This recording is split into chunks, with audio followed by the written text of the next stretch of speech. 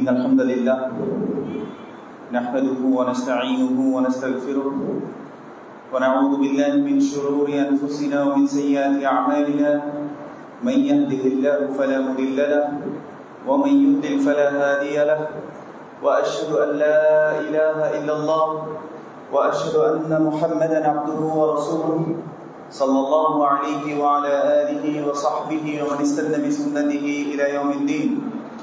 قال الله سبحانه وتعالى بعد أعوذ بالله من الشيطان الرجيم يا أيها الذين آمنوا اتقوا الله حق تقاته ولا تموتن إلا وأنتم مسلمون. وقال سبحانه وتعالى يا أيها الناس اتقوا ربكم الذي خلقكم من نفس واحدة وخلق منها زوجها وبث منهما رجالا كثيرا ونساء واتقوا الله الذي تساءلون به والأرحام إن الله كان عليكم رقيبا. وقال سبحانه وتعالى يا أيها الذين آمنوا اتقوا الله وقولوا قولا سديدا يصلح لكم أعمالكم ويغفر لكم ذنوبكم ومن يطع الله ورسوله فقد فاز فوزا عظيما. أما بعد فإن خير الحديث كتاب الله وخير الهدي هدي محمد صلى الله عليه وسلم وشر الأمور محدثاتها وكل محدثة بدعة وكل بدعة ضلالة وكل ضلالة في النار. أما بعد الحمد لله الذي هدانا لهذا وما كنا لنهتدي لولا أن هدانا الله. الحمد لله الذي خلقنا ورزقنا ولم يتركنا هملا بل أرسل إلينا رسولا صلى الله عليه وعلى آله وصحبه ومن تبعهم بإحسان إلى يوم الدين. আলহামদুলিল্লাহ, আল্লাহ সুবহানাহু ওয়া তাআলার দরবারে অসংখ্য প্রশংসা যে মহান রব আমাদেরকে আরেকটি জুমাবার আল্লাহর ঘর মসজিদে একত্রিত করেছেন, জুমার খুতবা শুনতে আসার তৌফিক দিয়েছেন। আমরা অন্তরের অন্তঃস্থল থেকে বলি আলহামদুলিল্লাহ। সুম্মা উসিকুম ওয়া নাফসি বিতাকওয়াল্লাহি সুবহানাহু ওয়া তাআলা। অতঃপর আমি আমার নিজেকে সহ আপনাদেরকে আল্লাহ সুবহানাহু ওয়া তাআলার তাকওয়া অবলম্বন করার জন্য ওসিয়ত করছি। ফাইন্নাত তাকওয়া হিয়া সাবাবুন নাজাহ ওয়া সাবাবুর রিজক। কেননা তাকওয়া হচ্ছে মুক্তির একটা পথ, তাকওয়া হচ্ছে রিজিক প্রাপ্তির একটা পথ। কামা ক্বালা আল্লাহু সুবহানাহু ওয়া তাআলা, যেভাবে আল্লাহ সুবহানাহু ওয়া তাআলা বলেছেন ওয়া মান ইয়াত্তাকিল্লাহা ইয়াজআল লাহু মাখরাজা ওয়া ইয়ারযুকুহু মিন হাইথু লা ইয়াহতাসিব। যে ব্যক্তি তাকওয়া অবলম্বন করবে আল্লাহ সুবহানাহু ওয়া তাআলা তাকে একটা উত্তরণের পথ করে দেবেন। যেখানে আপাত দৃষ্টিতে তার পথ বন্ধ, সেখানে আল্লাহ সুবহানাহু ওয়া তাআলা একটা পথ করে দেবেন এবং আল্লাহ সুবহানাহু ওয়া তাআলা তাকে এমন জায়গা থেকে রিজিক দিবেন যা সে কখনো কল্পনাই করেন। আল্লাহ সুবহানাহু ওয়া তাআলা আমাদেরকে মুত্তাকি হওয়ার তৌফিক দান করুন, আমিন। আউয়ালু শাইইন আমারা বিহি আল্লাহ সুবহানাহু ওয়া তাআলা আত-তাওহীদ। প্রথম জিনিস যেটা আল্লাহ সুবহানাহু ওয়া তাআলা মানুষকে আদেশ করেছেন সেটা হচ্ছে তাওহীদ সম্পর্কে। কামা ক্বালা আল্লাহ সুবহানাহু ওয়া তাআলা ফা'লাম আন্নাহু লা ইলাহা ইল্লাল্লাহ। যেভাবে আল্লাহ সুবহানাহু ওয়া তাআলা বলেছেন যে জেনে নাও আল্লাহ সুবহানাহু ওয়া তাআলা ছাড়া কোনো সত্য ইলাহ নেই।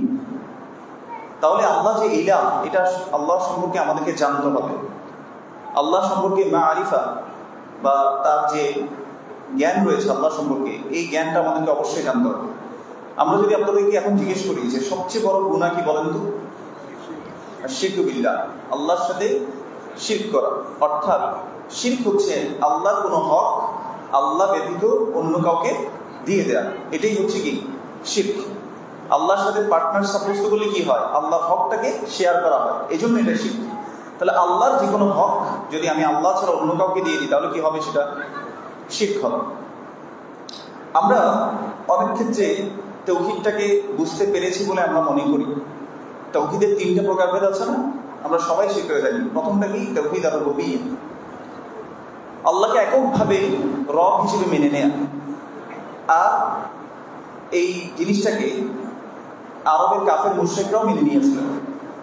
সূরা ইউনূসে আল্লাহ সুবহানাহু ওয়া তাআলা বলছেন তাদেরকে, হে নবী আপনি তাদেরকে জিজ্ঞেস করবেন কুল মান ইয়ারযুকুকুম মিনাস সামাই ওয়াল আরদ আম্মান ইয়ামলিকু আস-সাম'a ওয়াল আবসার ওয়া ইখরিজুল হাইয়্য মিনাল মাইয়্যিতি ওয়া ইখরিজুল মাইয়্যিতা মিনাল হাইয়্য ওয়া মান ইউদাব্বিরুল আমর ফাসায়াকুলুনা আল্লাহ।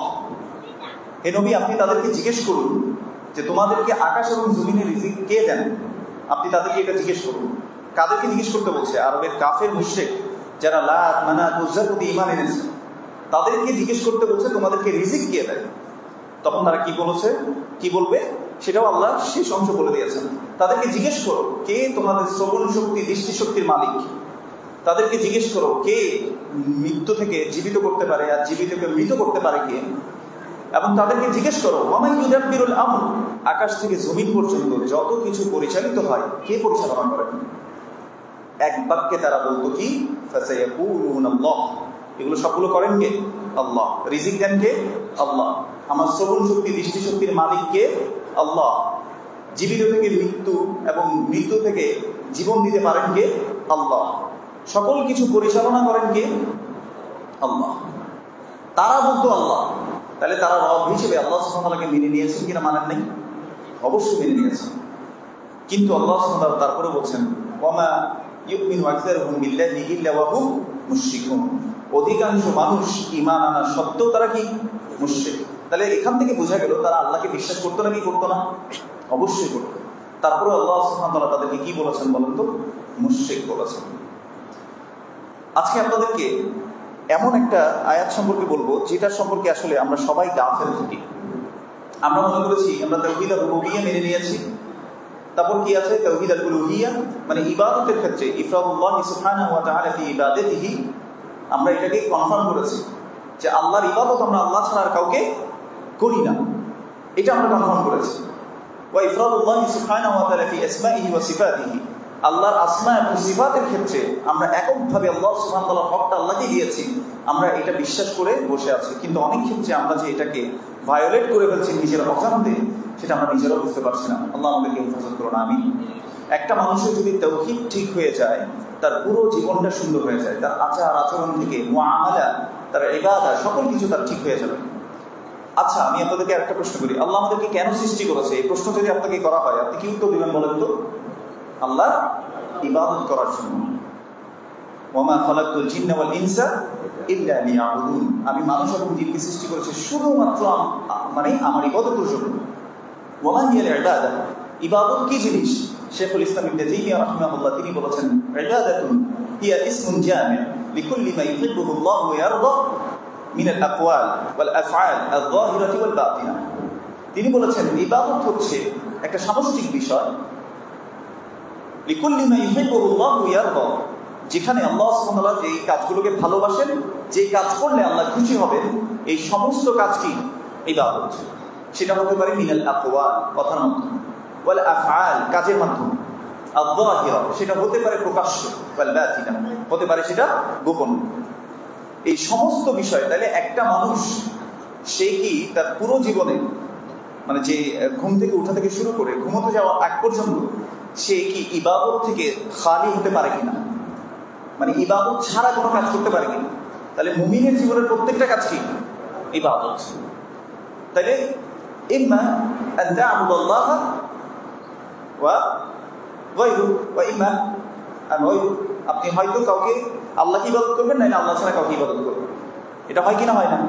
হয়। মানুষ হয় আল্লাহর ইবাদতকে মেনে নেয়, আল্লাহর দাসত্বকে মেনে নেয়, অথবা আল্লাহর দাসত্ব বাদ দিয়ে আল্লাহ ছাড়া অন্য কারো দাসত্ব সে নেয়। এখন আল্লাহ ছাড়া অন্য দাসত্ব আপনি মনে করছেন বা আমি মনে করছি যে আমরা তো লাত, মানাত, উজ্জা এগুলোর পূজা করি না, দুর্গার পূজা করি না, সরস্বতী পূজা করি না, তাহলে আমি তো এই ক্যাটাগরির মধ্যে পড়ছি না। কিন্তু আল্লাহ কি বলেছেন? ওয়ামা ইউমিনু আকসারুহুম বিল্লাহি ইল্লা ওয়া হুম মুশরিকুন, অধিকাংশ মানুষ আল্লাহর প্রতি ঈমান আনা সত্ত্বেও তারা কি? মুশরিক। তার মানে আল্লাহর সাথে তারা কোনো না কোনো ক্ষেত্রে কিছু না কিছু কি করছে? শিরক করছে। শিরকের পরে আরেকটা গুনাহ আছে যেটা সবচেয়ে বড় জুলুম, আল্লাহ সুবহানাহু ওয়া তাআলা সম্পর্কে না জেনে মিথ্যা মিথ্যা রচনা করা, মিথ্যা মিথ্যা বর্ণনা করা। আল্লাহ বলছেন ওয়ামান আযলামু মিম্মান ইফতারা আলা আল্লাহি কাযিবা, তার চেয়ে বড় জালেম আর কে? যে আল্লাহ সুবহানাহু ওয়া তাআলার নামে মিথ্যা মিথ্যা রচনা করে, মানে মিথ্যা মিথ্যা বলে বেড়ায়। যেমন আমি আপনাকে একটা উদাহরণ দিই, আল্লাহ গুনাহগারের তওবা শুনবেন কিনা শুনবেন না, আল্লাহ গুনাহগারের দোয়া শুনেন কিনা শুনেন না। আল্লাহ বলছেন যে ইযা সাআলাকা ইবাদি আন্নী ফাইন্নী করিব উজিবু দাওয়াতাদ দাঈ ইযা দাআন, যখন আমার বান্দা আমার সম্পর্কে জিজ্ঞেস করে বলে দাও যে আমি কাছে আছি। যখন কেউ দোয়া করে আমি সে দোয়ার জবাব, আল্লাহ বলছে আল্লাহ দোয়ার জবাব দেন। কিন্তু আমাদের সমাজে আমরা একটা পদ্ধতি বের করেছি যে না, আমরা তো আসলে গুনাহগার, আমাদের অনেক গুনাহ, আল্লাহ আমাদেরকে শুনবেন না। দেখেন, এই যুক্তি যদি আমরা ধরেও নিই, আল্লাহ কোরআনের মধ্যে অন্য জায়গায় বলছে, ইয়া ইবাদিয়াল্লাযীনা আসরাফু আলা আনফুসিহিম লা তাকনাতু মির রাহমাতিল্লাহ ইন্নাল্লাহা ইয়াগফিরুয যুনুবা জামিআন ইন্নাহু হুয়াল গফুরুর রহিম। আল্লাহ সুবহানাহু ওয়া তাআলা বলেছেন, হে আমার বান্দারা, যারা নিজেদের উপর অত্যাধিক জুলুম করে ফেলেছো, অনেক বাড়াবাড়ি করেছো, লা তাকনাতু মির রাহমাতিল্লাহ, আল্লাহর রহমত থেকে তোমরা নিরাশ হইও না। ইন্নাল্লাহা ইয়াগফিরুয যুনুবা জামিআন, নিশ্চয়ই আল্লাহ সুবহানাহু ওয়া তাআলা সকল গুনাহ ক্ষমা করে দেবেন। আল্লাহ বলছেন, তুমি যতই গুনাহ করো, যতই তুমি পাপ করো না কেন, তুমি যদি আমার কাছে ফিরে আসো, তাহলে আমি তোমাকে কি করবো? ক্ষমা করে দেব। ইন্নাল্লাহা ইয়াগফিরুয যুনুবা জামিআন বলেছেন আল্লাহ সুবহানাহু ওয়া তাআলা। ইন্নাহু হুয়াল গফুরুর রহিম, নিশ্চয়ই তিনি মহা ক্ষমাশীল এবং দয়ালু। অথচ আমাদের সমাজে কি বলা হয় যে আল্লাহ আমাদের নাপাক মুখের কথা শুনবেন না, আমি তো পাপী, আল্লাহ শুনবেন না। দেখেন, হাদিসে কুদসির মধ্যে আল্লাহ সুবহানাহু ওয়া তাআলা থেকে নবী সাল্লাল্লাহু আলাইহি ওয়াসাল্লাম বর্ণনা করেছেন, রাসূল সাল্লাল্লাহু আলাইহি ওয়াসাল্লাম এসে বলছেন, ইয়া ইবনা আদম, হে আদম সন্তান, লাউ বালাগা যুনুবুকা আনানাস সামা, যদি তোমার গুনাহ আকাশ সম পরিমাণ হয়ে যায়, সুম্মা ইস্তাগফারতানি, এরপর যদি তুমি আমার কাছে ক্ষমা চাও, গফারতু লাকা ওয়া লা উবালি, আমি তোমাকে ক্ষমা করে দেব, আমি কারো পরোয়া করি না। এটা কার কথা বলেন তো? আল্লাহ সুবহানাহু ওয়া তাআলা। তিনি হচ্ছেন আমার আপনার রব। এই রবের কথা আমরা বিশ্বাস না করে আমরা বিশ্বাস করি আমাদের মতো কিছু মানুষদের, যারা আপনাদেরকে আল্লাহ সম্পর্কে বিভ্রান্ত করছে, বা আমরা নানা কথা ছোটবেলা থেকে শিখে আসছি, অথচ আল্লাহর কথাটা আমরা শুনলাম না। আল্লাহ কি বলতে চায় আল্লাহ সম্পর্কে সেজন্য জেনে নিতে হয়। ফা'লাম আন্নাহু লা ইলাহা ইল্লাল্লাহ। এজন্য ইলাহ হতে বলে দুটা জিনিসকে নিশ্চিত করতে হয়। ইলাহ হতে বলে কি করতে হয়? দুটো জিনিসকে নিশ্চিত করতে হয়। কামালুল মাহাব্বাহ, কামালুত তা'যীম। সম্পূর্ণ ভালোবাসা মানে পরিপূর্ণভাবে ভালোবাসা আর পরিপূর্ণ সম্মান যদি কোনো জায়গায় একত্রিত হয়, সে আপনার কি হয়ে যায়? ইলাহ হয়ে যায়। এবার আমরা কি আল্লাহকে আমাদের সম্পূর্ণ ভালোবাসাটা কি দিতে পেরেছি? আমাদের সম্পূর্ণ সম্মানের জায়গা কি আল্লাহ সবার আগে?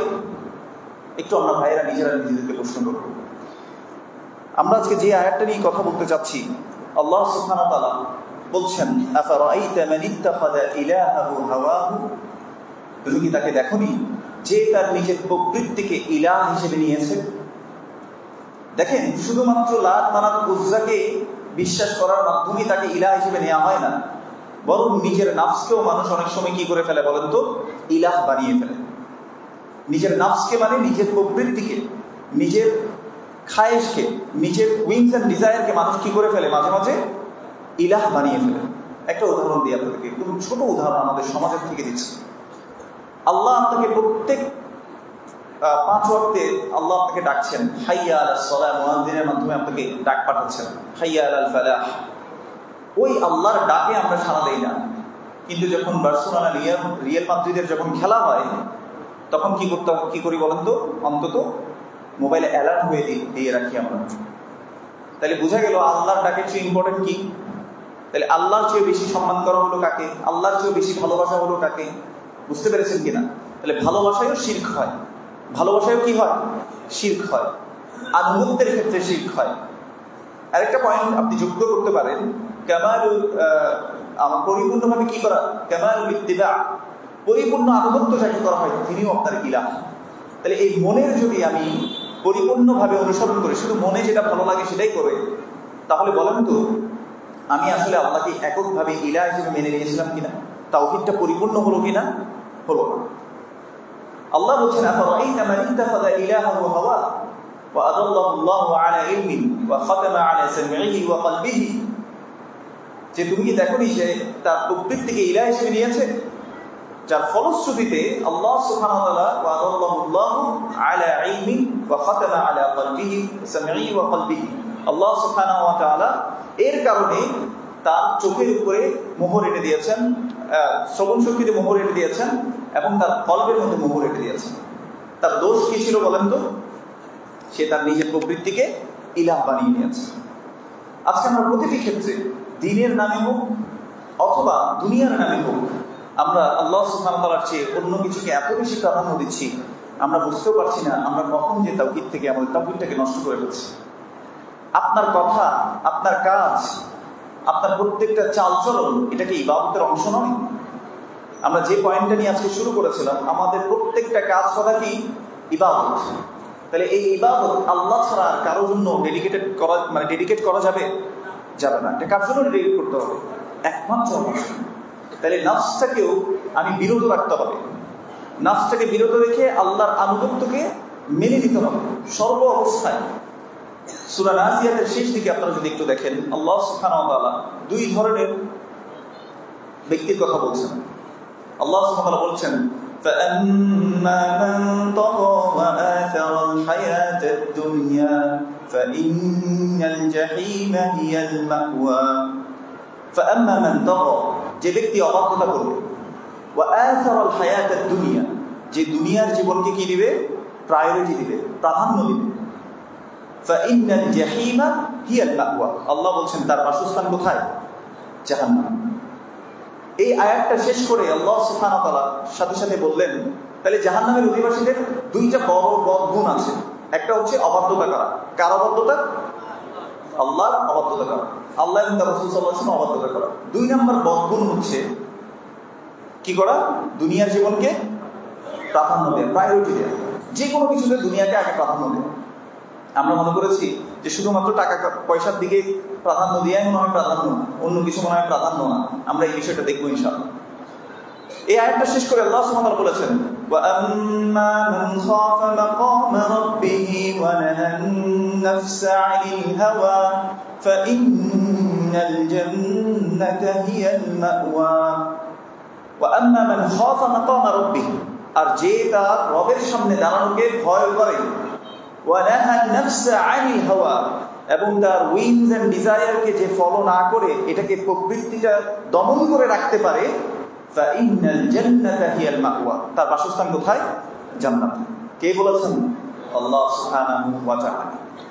তাহলে এই নফসের প্রবৃত্তির অনুসরণ না করা, নফসের আনুগত্য না করা, এটাও কি ইবাদত কিনা? ইবাদত না? অবশ্যই ইবাদত।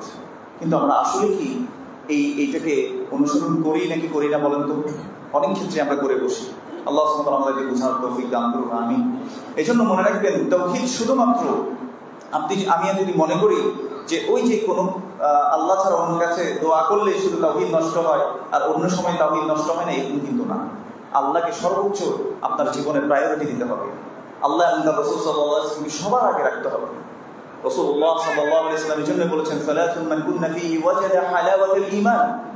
আপনারা একটা জিনিস খেয়াল করেছেন কিনা, আমরা যখন কোরআন এবং সুন্নাহর দাওয়াত পেয়েছি, এই দাওয়াত পাওয়ার পর যখন আমরা আস্তে আস্তে প্র্যাকটিস করা শুরু করি, আমরা যখন আমল করা শুরু করি, মনের মধ্যে অন্যরকম একটা আনন্দ ছিল প্রথম অবস্থায়। এখন হয়তো অনেকেই আপনাদেরকে এখন যদি জিজ্ঞেস করি, আপনারা অনেক সময় আমাদেরকে প্রশ্ন করেন যে ভাই, আগে তো অনেক বেশি আনন্দ অনুভব করতাম ইবাদত করতে গিয়ে, মজা লাগতো, ভালো লাগতো, কিন্তু এখন আগের মতো ওই স্বাদটা পাই না। এটা আছে না আমাদের অনেকের কমপ্লেন। এটার ওষুধ কি জানেন? আল্লাহ রাসূল সাল্লাল্লাহু আলাইহি ওয়াসাল্লাম আমাদেরকে বলেছেন, সালাতুন মান কুন্না ফীহি ওয়াজাদা হালাওয়াতাল ঈমান। যার মধ্যে তিনটা গুণ সে মেইনটেইন করতে পারবে, সে এটাকে তার জীবনের মধ্যে আয়ত্ত করতে পারবে, তিনটা গুণকে, সে ঈমানের স্বাদ, ঈমানের মিষ্টতা সে অনুভব করবে। সে তিনটা গুণ কি? প্রথমটা হচ্ছে আইয়াকুনাল্লাহু ওয়া রাসূলুহু আহাব্বা ইলাইহি মিম্মান সিওয়াহুমা। আল্লাহ এবং তার রাসূল সাল্লাল্লাহু আলাইহি ওয়াসাল্লাম তার জীবনে সবচেয়ে বেশি প্রিয় হবে। এটা হচ্ছে প্রথম গুণ। আল্লাহ এবং তার রাসূল সাল্লাল্লাহু আলাইহি ওয়াসাল্লাম কি হবে? তার জীবনে সবচেয়ে প্রিয় হবে, প্রায়োরিটি লিস্টের সবার আগে। দুই, আইয়ুহিব্বার রাজুলা লা ইউহিব্বুহু ইল্লা লিল্লাহ। সে কোনো ব্যক্তিকে যদি ভালোবাসে, সে আল্লাহ ছাড়া আর কারো জন্যই ভালোবাসবে না। কোন সংগঠনে সে আমার আছে এজন্য ভালোবাসবে না, সে আমার দেশের বাড়ির মানুষ, মানে বাড়ির লোক, একই এলাকার মানুষ, এই জন্য ভালোবাসবে না। কার জন্য ভালোবাসবে? আল্লাহর জন্য। সে শুধুমাত্র সে যে মতের সাপোর্ট করে এই জন্য আরেকজনকে ভালোবাসবে, এরকমও হবে না। সে কার জন্য ভালোবাসবে? শুধুমাত্র আল্লাহর জন্য। এটা দ্বিতীয় গুণ। তাহলে আমরা কি আসলে আল্লাহর জন্য ভালোবাসি বলেন তো? আমাদের সমাজে আমরা আল্লাহকে বাদ দিয়ে আল্লাহ মানে মতো করে করে আমরা অন্য কিছুকে কি করি? আমরা ভালোবাসা শুরু করি, তাই না? যাই হোক, তাহলে দুই নম্বর গুণ হচ্ছে, আমরা যদি ইমানের নিষ্ঠতা পেতে চাই, সেটা কি বলেন তো? বলেন, আল্লাহর জন্য ভালোবাসা। কাউকে যদি ভালোবাসে আল্লাহর জন্য ভালোবাসা। 3 নাম্বার, সে কুফরিতে ফিরে যাওয়াকে এমন ভাবে অপছন্দ করবে যেভাবে আগুনে সে ঝাঁপ দেওয়াকে কি করে, ভয় করে। তার মানে দিনে আসার পর, দিন বুঝার পর, সত্য পথে স্পষ্ট হওয়ার পর সে কখনো কি করবে না, বিপথে সে ইচ্ছাকৃতভাবে যাবে না, সেটাকে এমন ভাবে অপছন্দ করবে যেভাবে আগুনে ঝাঁপ দেওয়াকে সে কি করে, অপছন্দ করে। এই 3টা গুণ যে তার নিজের মধ্যে রাখতে পারবে, সেই কিসের স্বাদ পাবে বলেন তো? ইমানের স্বাদ পাবে। আল্লাহ আমাদেরকে বোঝার তৌফিক দান করুন। এবার আপনাদেরকে আমি যে বিষয়টা বলতে চাচ্ছি, আপনারা হয়তো এই যে 5 আগস্টের পর থেকে আপনারা অনেক কিছু দেখছেন এই সমাজের মধ্যে চলছে, বা আমরা অনেক কিছু এখন পর্যন্ত দেখছি। সবাই সবার নানা মতামত প্রকাশ করছে, নানা পথ মত অবলম্বন করছে, কিন্তু একজন মুসলিম সে তার ভিশন মিশনে সে ক্লিয়ার থাকবে। আচ্ছা, আমরা সাকসেসের মূল ক্যাটাগরি ধরে নিই যদি মনে করেন যে একটা দেশ চালানো, এটাই কি সাকসেস? মনে করেন যে আমি একটা দেশকে মুসলিম অধ্যুষিত এলাকা করেছি, সেখানে ইসলামী শাসন ব্যবস্থা কায়েম করেছি, এটাই কি আমার জীবনের সাকসেস? আমার প্রশ্ন কি বুঝতে পারছেন আপনারা?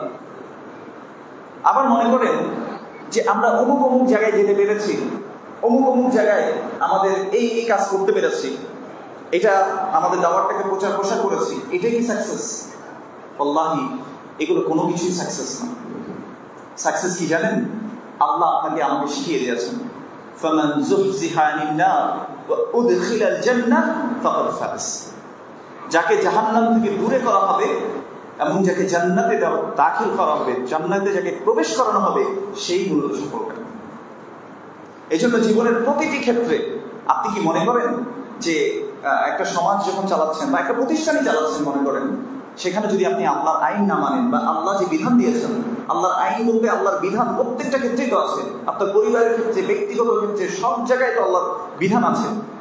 সেই বিধান যদি আপনি না মানেন, তাহলে আপনি কি আল্লাহর আনুগত্য করলেন? তাহলে কি আপনার সাকসেস আসবে?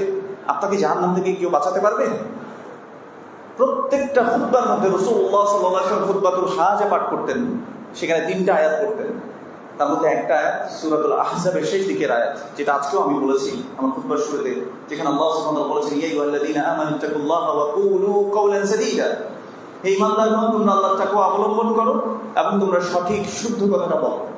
আল্লাহ 2টা পুরস্কার দিবেন, ইসলাহ লাকুম আমালাকুম। আল্লাহ তোমাদের আমলগুলোকে শুধরে দিবেন, শুদ্ধ করে দিবেন, ঠিক করে দিবেন। ওয়া ইয়াগফির লাকুম যুনুবাকুম, আল্লাহ তোমাদের গুনাহগুলোকে ক্ষমা করে দিবেন। এরপরে আল্লাহ সুবহানাহু ওয়া তাআলা সাকসেসফুল হওয়ার জন্য একটা সূত্র দিয়েছেন, সেটা কি? ওয়া মান ইউতিইল্লাহা ওয়া রাসূলাহু ফাকাদ ফাযা ফাওজান আযীমা। যে ব্যক্তি আল্লাহ এবং তার রাসূল সাল্লাল্লাহু আলাইহি ওয়াসাল্লামকে জীবনের প্রতিটি মুহূর্তে, প্রতিটি ক্ষণে, প্রতিটি পদক্ষেপে, প্রতিটি কথায় কাজে যারা আনুগত্য করে চলবে, তাদেরকে মেনে চলবে, ফাকাদ ফাযা ফাওজান আযীমা, সে মহা সাফল্য অর্জন করবে। এটা কার কথা বলেন তো? আল্লাহ সুবহানাহু ওয়া তাআলার কথা। এই জন্য আমরা কোথাও তর্ক করতে যাব না। আমাদের আজকে সোশ্যাল মিডিয়াতে যদি আপনি একটু দেখেন, বলেন তো তর্ক কি বেশি হয় না কম হয়? বেশি হয়, তাই না? সবাই জিততে চায়। কেন জানেন? এটাও মনের খায়েশ থেকে আসে। মানুষ সাধারণত হারতে চায় না, মানুষ সাধারণত কি করতে চায় না? হেরে যেতে চায় না, সে জিততে চায়। তো এটা প্রবৃত্তির অনুসরণ ছাড়া কোনো কিছুই না। এই জন্য আমি আজকে আয়াত যেটা দিয়ে শুরু করেছি, আল্লাহ সুবহানাহু ওয়া তাআলা বলেছেন, আফারাআইতা মান ইত্তাখাযা ইলাহাহু হাওয়া। তুমি কি তাকে দেখোনি যে তার নিজের প্রবৃত্তিকে নিজের ইলাহ বানিয়ে নিয়েছে? আল্লাহ রাসূল সাল্লাল্লাহু আলাইহি ওয়াসাল্লাম আমাদেরকে জানিয়ে দিয়েছেন, তিনি বলেছেন, আনা যাঈমুন বিবাইতিন ফি রাবাদিল জান্নাহ লিমান তারাকাল মিরাআ ওয়া ইন কানা মুহিক্কান। আমি ওই ব্যক্তির জন্য জান্নাতের প্রবেশদ্বারে একটা ঘরের নিশ্চয়তা দিচ্ছি। রাসূলুল্লাহ সাল্লাল্লাহু আলাইহি ওয়াসাল্লাম নিশ্চয়তা দিলে তো এটা নিশ্চয়তা হয় না, মনে হয় অবশ্যই হবে কিনা হবে না। তিনি কি সত্যবাদী ছিলেন নাকি ছিলেন না? সাদাকা রাসূলুল্লাহ সাল্লাল্লাহু আলাইহি ওয়াসাল্লাম, তিনি অবশ্যই সত্য বলেছেন, তিনি ছিলেন সাদিকুল মাসদুক। তিনি বলেছেন, যে ব্যক্তি লিমান তারাকাল মিরাআ ওয়া ইন কানা মুহিক্কান, যে ব্যক্তি সত্য হওয়া সত্ত্বেও, মানে সে সত্যের উপর আছে, এতদা সত্ত্বেও যে তর্ককে পরিহার করেছে, ঝগড়া বিবাদকে পরিহার করেছে, সত্য হওয়া সত্ত্বেও, তার জন্য আমি জান্নাতের প্রবেশদ্বারে একটা ঘরের নিশ্চয়তা আমি দিচ্ছি। আমরা কি আসলে এটাকে বিশ্বাস করে নিয়েছি? আমরা কে কি করলো, কে কোথায় গেল, কার মানহাজ আছে, কার মানহাজ নাই, কে আল্লাহর কাছে প্রিয়, কে আল্লাহর কাছে প্রিয় না, এগুলো নিয়ে আমাদের যে লেখালেখি, আমার মনে হয় নিজের তাজকিয়ার জন্য, নিজের আত্মশুদ্ধির জন্য একটু যদি সময় দিতাম আরো বেশি ভালো হতো। কারণ একটা জিনিস দেখেন, কিছু কাজ আলেমদের কাজ, কিছু কাজ অবশ্যই আলেমদের কাজ, যেখানে আমাদের সব কথাই আসলে আমারই মতামত দিতে হবে, আমারও কিছু বলতে হবে, এরকম তো না। আসলে আল্লাহ আপনাকে ওইটা শুধু ধরবেন না। আপনি যদি আল্লাহ এবং রাসূল সাল্লাল্লাহু আলাইহি ওয়াসাল্লামকে মেনে না চলেন, সেটার জন্য আপনি প্রশ্নবিদ্ধ হবেন। আল্লাহ সুবহানাহু ওয়া তাআলা এজন্য বলেছেন, ওয়ালা তাকফু মা লাইসা লাকা বিহি ইলম ইন্নাস সামআ ওয়াল বাসারা ওয়াল ফুআদা কুল্লু উলাইকা কানা আনহু মাসউলা। আল্লাহ বলেছেন, যে বিষয়ে তোমার জ্ঞান নাই সে বিষয়ের পিছনে তুমি পড়িও না। কেন? ইন্নাস সামআ ওয়াল বাসারা ওয়াল ফুআদা কুল্লু উলাইকা কানা আনহু মাসউলা। কেননা তোমার শ্রবণ শক্তি, তোমার তোমার দৃষ্টি শক্তি এবং তোমার অন্তঃকরণ শক্তি, আন্ডারস্ট্যান্ডিং এবিলিটি, এই সকল কিছুকে আল্লাহ কি করবেন বলেন তো? প্রশ্ন করবেন। কেন তুমি এটা বলেছো, কেন তুমি এটা করেছো? একটা লাইক, এটাও আপনার আমল। একটা কমেন্ট, এটা আপনার আমল। একটা ফেসবুক পোস্ট আপনার আমল। শুধু ফেসবুক পোস্ট না, একটা যে কোনো লেখা আপনি কাউকে পাঠিয়েছেন, এটা একটা আমল, সেটা কাউন্ট হচ্ছে। আল্লাহ এটা জিজ্ঞেস করবেন, আমরা সত্যি কি উত্তর দিতে পারবো? আমি কি সত্যি আল্লাহকে বলতে পারবো, আল্লাহ ওকে আমি জাহেল মুরাক্কাব ডাকছিলাম? তো আল্লাহ যদি বলতো তুমি জাহেল মুরাক্কাব কেন ডাকছো? জাহেল মুরাক্কাব মানে যে একদম কিচ্ছুই জানে না, এত অথর্ব, তা এত জাহেল, সে যে জাহেল সে নিজেও জানে না যে সে জাহেল, তাকে বলা হয় জাহেল মুরাক্কাব। কিন্তু আমরা দেখছি এখন পাল্টাপাল্টি এই গালাগালি হচ্ছে কিনা, হচ্ছে না সমাজের মধ্যে? অবশ্যই হচ্ছে। তো আল্লাহ যদি জিজ্ঞেস করে তুমি জাহেল মুরাক্কাব কেন ডেকেছো তাকে, আমি যে উত্তর দিতে পারবো? যাই হোক, আমি হাদিসটাতে ফিরে আসি। রাসূলুল্লাহ সাল্লাল্লাহু আলাইহি ওয়াসাল্লাম বলেছেন, আনা যাঈমুন বিবাইতিন ফি রাবাদিল জান্নাহ লিমান তারাকাল মিরাআ ওয়া ইন কানা মুহিক্কাম। আমি ওই ব্যক্তির জন্য জান্নাতের প্রবেশদ্বারে একটা ঘরের নিশ্চয়তা আমি দিচ্ছি, যে ব্যক্তি সত্য হওয়া সত্ত্বেও ঝগড়া বিবাদকে কি করেছে? পরিত্যাগ করেছে। ওয়া বিবাইতিন ফি ওয়াসাতিল জান্নাহ লিমান তারাকাল কাযিবা ওয়া ইন কানা মাযিহান। এবং ওই ব্যক্তির জন্য আমি জান্নাতের মধ্যবর্তী স্থানে একটা ঘরের নিশ্চয়তা দিচ্ছি, যে ব্যক্তি হাসানোর জন্য হলেও মিথ্যাকে পরিত্যাগ করেছে। হাসানোর জন্য হলেও কি করেছে? মিথ্যাকে পরিত্যাগ করেছে। আমরা অনেক সময় মিথ্যা দিয়ে মানুষকে হাসাই না, তো এটা কি আসলে ভালো কাজ কিনা? অবশ্যই ভালো কাজ।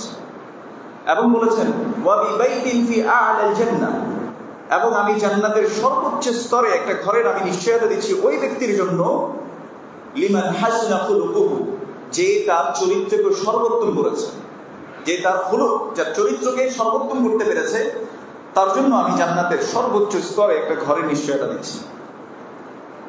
আল্লাহ আমাদেরকে বোঝার তৌফিক দান করুন, আমিন।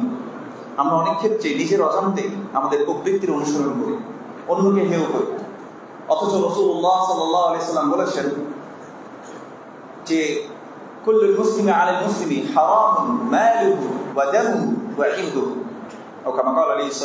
প্রত্যেক মুসলিম অন্য মুসলিমের উপর হারাম হচ্ছে তার সম্পদ, ওয়া দামুহু, তার রক্ত, ওয়া ইরদুহু, এবং তার সম্মান। অন্য মুসলিমের সম্মান আমার জন্য কি হালাল না হারাম? হারাম। আমি কারোর সম্মান কি করতে পারি না? নষ্ট করতে পারি না। এমনকি আমি আপনাদেরকে একটা জিনিস দেখাই, মানুষ যখন নিজেকে কোনো কিছু একটা মনে করে, তখন সে অন্যকে খুব সহজে অপমান করতে পারে। যখন মানুষ কি করে, নিজেকে কিছু একটা মনে করে। এই ক্যারেক্টারিস্টিক্স কার ছিল বলেন তো? শয়তানের। শয়তান যখন আল্লাহ সুবহানাহু ওয়া তাআলা তাকে জিজ্ঞেস করেছিল যে তোমাকে মা মানাআকা আন তাসজুদা, তোমাকে কোন জিনিস সিজদা করতে বাধা দিয়েছে, সে যুক্তি কি দিয়েছিল জানেন? বলেছে আনা খায়রুম মিনহু, আমি তার চেয়ে উত্তম। তাহলে আই এম বেটার দেন হিম, আমি তার চেয়ে উত্তম। এটা সবার আগে কে এই ক্যারেক্টারিস্টিক্স কে অ্যাডপ্ট করে নিয়েছিল বলেন তো? শয়তান। তাহলে আপনার মধ্যেও যদি এই ক্যারেক্টারিস্টিক্স থাকে যে আই এম বেটার দেন হিম, আমি তার চেয়ে উত্তম, তার মানে আপনি কার পদাঙ্ক অনুসরণ করছেন? আসলে শয়তান। তো সে বলেছে, একটা যুক্তিও দিয়েছে আবার, খালাকতাহু মিন তিন ওয়া খালাকতানি মিন নার, আমাকে আপনি আগুন থেকে সৃষ্টি করেছেন, আর তাকে কি করেছেন? মাটি থেকে সৃষ্টি করেছেন। So therefore I am better then him. So সুতরাং আমি তার চেয়ে কি উত্তম। এখন আপনি হয়তো ভাবতে পারেন যে আপনি অনেক কোরআন হাদিস পড়েছেন, অনেক স্টাডি করেছেন, অনেক জ্ঞানী, মাশাআল্লাহ, এখন অন্যকে আমি যা ইচ্ছা তাই বলছি, কোনো কেয়ার করছি না, এরকম কি? এবার আপনার সাথে, আপনার ক্যারেক্টারিস্টিক্সের সাথে একটু রাসূল সাল্লাল্লাহু আলাইহি ওয়াসাল্লামের ক্যারেক্টারিস্টিক্সকে একটু মিলান করুন। কোনো ব্যক্তি যখন বিপদে যাচ্ছে, সে দোষ করছে, সে অন্যায় করছে, আল্লাহর অবাধ্যতায় লিপ্ত হচ্ছে, রাসূলুল্লাহ সাল্লাল্লাহু আলাইহি ওয়াসাল্লাম এমন মানুষকে দেখেও নিজে কষ্ট পেতেন। দলিল নিলেন সূরা কাহাফ, আমরা অনেকেই হয়তো করি, প্রায় এটা করার চেষ্টা করি অনেকেই। এই সূরা কাহাফের মধ্যে আল্লাহ সুবহানাহু ওয়া তাআলা বলেছেন যে তুমি তো মনে হয় নিজেকে শেষই করে দেবে যদি তারা ইল্লাম ইউমিনু বিহাযাল হাদীসি আসাফা, যদি তারা এই কোরআনের প্রতি ঈমান না আনে, তুমি তো মনে হয় ফালাআল্লাকা বাখিউন নাফসাকা আলা আথারিহিম ইল্লাম ইউমিনু বিহাযাল হাদীসি আসাফা, তারা যদি ঈমান না আনে তুমি তো মনে হয় নিজেকে শেষ করে ফেলবে। তার মানে রাসূল সাল্লাল্লাহু আলাইহি ওয়াসাল্লাম কষ্ট পেতেন নাকি পেতেন না? যারা পথভ্রষ্ট হয়ে যাচ্ছে এদেরকে দেখে। কিন্তু আমরা কি রাসূল সাল্লাল্লাহু আলাইহি ওয়াসাল্লাম এই ক্যারেক্টারিস্টিক নিয়েছি? আমরা ক্যারেক্টারিস্টিক্স নিয়েছি কার? শয়তানের। আচ্ছা, আপনি যদি better then him, I am better then them, I am better then, we are better then them, আমরা তাদের চেয়ে উত্তম, আমি তার চেয়ে উত্তম, এই নীতিতে যান, দাওয়াতটা দিবে কে? মানুষকে সত্যের দিকে ডাকবে কে? উদউ ইলা সাবিলি রাব্বিকা বিল হিকমা ওয়াল মাউইযাতিল হাসানা ওয়াজাদিলহুম বিল্লাতী হিয়া আহসান।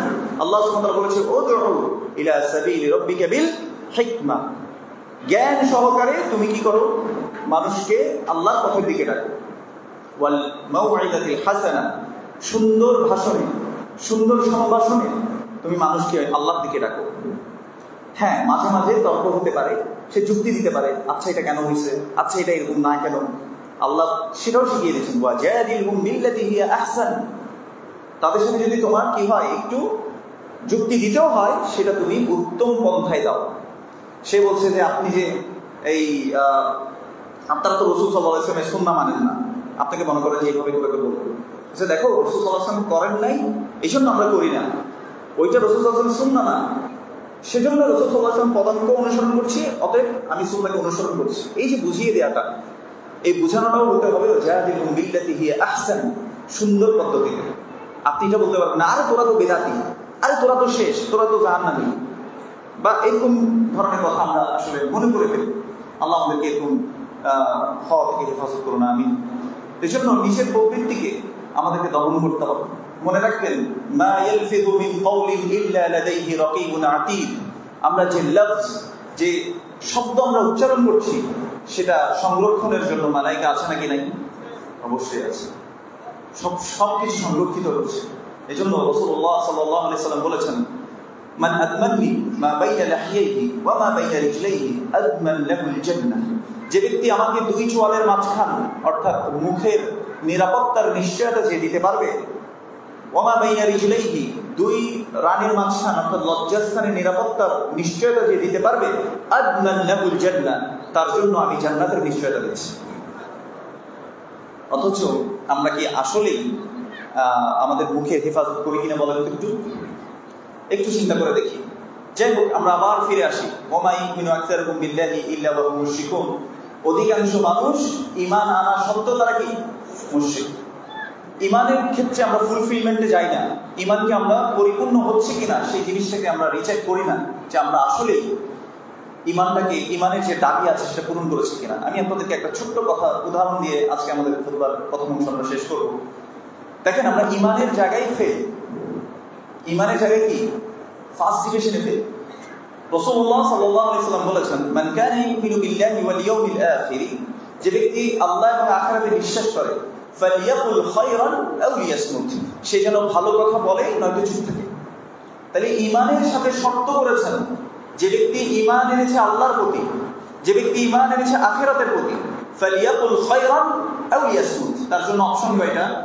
দুইটা, হয় সে ভালো কথা বলবে নয়তো চুপ থাকবে। মনে করেন অমুক ব্যক্তি সে ওয়াজের মাঠে নাচে, এখন এটা আপনি খুব হাসি করে আরেকজনকে বলছেন, আচ্ছা এটা থেকে আপনি আল্লাহর সন্তুষ্টি উদ্দেশ্য করেছেন?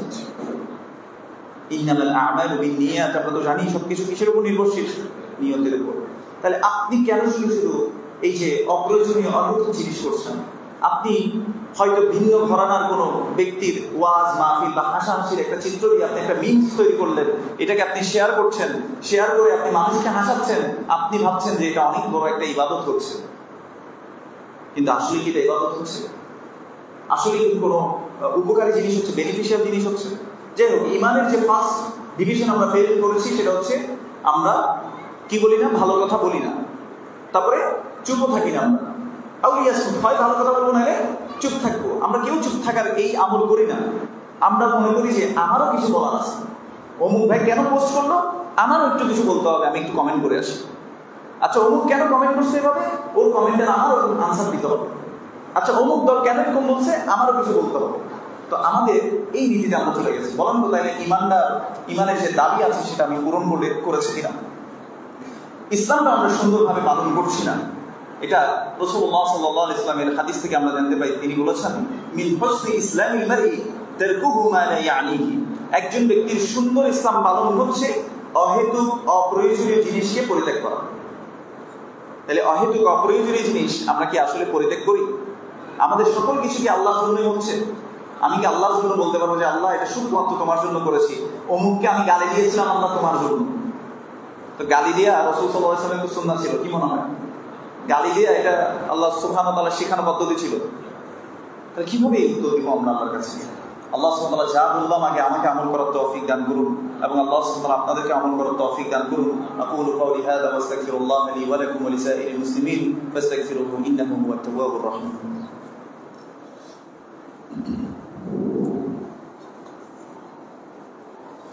আলহামদুলিল্লাহ والصلاة والسلام على رسول الله وعلى آله وصحبه ومن تبعهم بإحسان إلى يوم الدين. قال الله سبحانه وتعالى: إن الله وملائكته يصلون على النبي يا أيها الذين آمنوا صلوا عليه وسلموا تسليما. اللهم صل على محمد وعلى آل محمد كما صليت على إبراهيم وعلى آل إبراهيم إنك حميد مجيد. اللهم بارك على محمد وعلى آل محمد كما باركت على إبراهيم وعلى آل إبراهيم إنك حميد مجيد. اللهم ارض عن كل صحابة رضي الله عنهم أجمعين، خصوصا منهم أبي بكر وعمر وعثمان وعلي رضي الله عنهم أجمعين. اللهم أعز الإسلام والمسلمين، اللهم أعز الإسلام والمسلمين، اللهم أعز الإسلام والمسلمين. اللهم اخذل الكفرة والمبتدعة والمشركين. اللهم انصر من نصر دينك ودين محمد صلى الله عليه وسلم واجعلنا منهم آمين يا رب العالمين. اللهم أرنا الحق حقا وارزقنا اتباعه وأرنا الباطل باطلا وارزقنا اجتنابه آمين يا رب العالمين. ربنا آتنا في الدنيا حسنة وفي الآخرة حسنة وقنا عذاب النار. ربنا لا تزغ قلوبنا بعد إذ هديتنا وهب لنا من لدنك رحمة إنك أنت الوهاب. আল্লাহ সুবহানাহু ওয়া তাআলা আমাদেরকে যে দিন দিয়েছেন এটা ন্যায়নিষ্ঠবান একটা দিন। আল্লাহ সুবহানাহু ওয়া তাআলা বলেছেন, ওয়ালা ইয়াজরিমান্না শানাআনু কওমিন আলা আল্লা তা'দিলু ই'দিলু হুয়া আকরাবু লিত-তাকওয়া। কোন শত্রুতা যাতে তোমাদেরকে ইনসাফ করা থেকে যাতে বিরত না রাখে, তোমরা ইনসাফ করো, সেটা তাকওয়ার সবচেয়ে বেশি কাছাকাছি। আল্লাহ সুবহানাহু ওয়া তাআলা আমাদেরকে ইনসাফ করার জন্য সবসময় আল্লাহ সুবহানাহু ওয়া তাআলা তৌফিক দান করুন, আমিন। এজন্য আমরা বেশি বেশি বলবো লা হাওলা ওয়ালা কুওয়াতা ইল্লা বিল্লাহ। আল্লাহ যাতে আমাদেরকে শুকর দেন, আমরা বলবো ইয়া মুকাল্লিবাল কুলুব সাব্বিত কুলুবানা আলা দীনিক। হে আল্লাহ, হে অন্তরের পরিবর্তনকারী, আপনি আমাদেরকে আমাদের অন্তরটাকে আপনার দ্বীনের উপর প্রতিষ্ঠিত করে দিন। ইয়া মুসাররিফাল কুলুব সাররিফ কুলুবানা আলা তাআতিক। হে অন্তরের পরিবর্তনকারী, আমাদের অন্তরকে আপনি আপনার আনুগত্যের দিকে পরিবর্তন করে দিন। এভাবে আমরা আল্লাহ সুবহানাহু ওয়া তাআলার কাছে দোয়া করছি। আল্লাহ সুবহানাহু ওয়া তাআলা আমাদের সকল আমলগুলোকে শুকর দিন, আমিন। ইয়া হাইয়্যু ইয়া কাইয়্যুম বিরহমাতিকা নাস্তাগীথ আসলিহ লানা শা'নানা কুল্লাহ ওয়া লা তাকিলনা ইলা আনফুসিনা তারফাতা আইন। ইয়া হাইয়্যু ইয়া কাইয়্যুম ইয়া যাল জালালি ওয়াল ইকরাম।